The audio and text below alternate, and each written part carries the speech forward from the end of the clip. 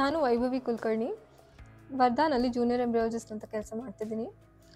IVF ಟ್ರೀಟ್ಮೆಂಟ್ಸಿಗೆ demand ಜಾಸ್ತಿ ಆದಂಗೆ IVF ಅಲ್ಲಿ ಯೂಸ್ ಆಗ್ತಿರೋ ಟೆಕ್ನಾಲಜಿನೂ ಅಡ್ವಾನ್ಸ್ ಆಗುತ್ತೆ.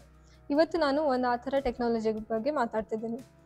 ಒಂದು ಮಾಡರ್ನ್ ಡಿವೈಸ್, ಇದ್ರದ್ದು ಹೆಸರು ಸ್ಪರ್ಮ್ ಸೆಪರೇಷನ್ ಡಿವೈಸ್ ಅಂತ.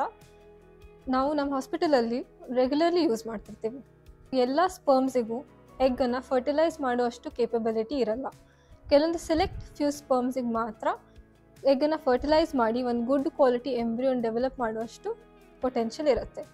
ಈ ಸ್ಪರ್ಮ್ ಸೆಪರೇಷನ್ ಡಿವೈಸ್ ನಮಗೆ ಬೆಸ್ಟ್ ಮೊಟಿಲಿಟಿ, ಬೆಸ್ಟ್ ಕ್ವಾಲಿಟಿ ಇದ್ದದ್ದು ಸ್ಪರ್ಮ್ಸನ್ನು ಸೆಪರೇಟ್ ಮಾಡಿ ಕೊಡುತ್ತೆ.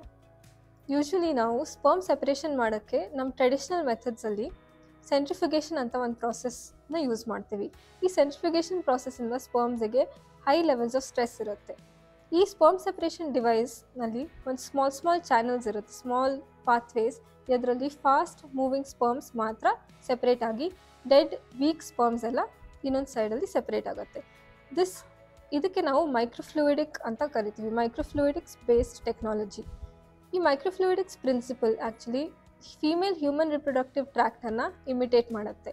ಸೊ ಮದರಲ್ಲಿ ಫೀಮೇಲ್ಸಲ್ಲಿ ಯಾವ ಥರ ಮೂವ್ಮೆಂಟ್ ಇರುತ್ತೆ ಸ್ಪರ್ಮ್ಸದ್ದು ಎಗ್ ರೀಚ್ ಆಗುವವರೆಗೂ, ಅದೇ ಥರ ನ್ಯಾಚುರಲ್ ವೇಯಲ್ಲಿ ಮಿಮಿಕ್ ಆಗುತ್ತೆ ಈ sperm separation ಡಿವೈಸಲ್ಲಿ.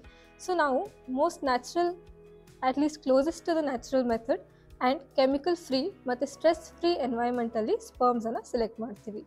Sperm separation device ನಾವು ರೆಗ್ಯುಲರ್ಲಿ ಯೂಸ್ ಮಾಡಿ ನಮಗೆ ಹೈಯರ್ ಫರ್ಟಿಲೈಸೇಷನ್ ರೇಟ್ಸ್ ಮತ್ತು ಗುಡ್ ಎಂಬ್ರಿಯೋ ಕ್ವಾಲಿಟಿನೂ ಸಿಗುತ್ತೆ.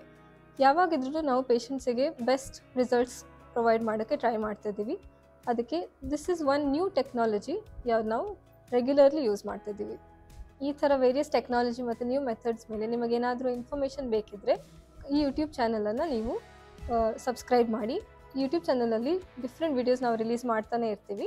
ಅದಕ್ಕೆ ನಿಮ್ಮದು ನೋಟಿಫಿಕೇಷನ್ ಬಟನು ಆನ್ ಇದೆ.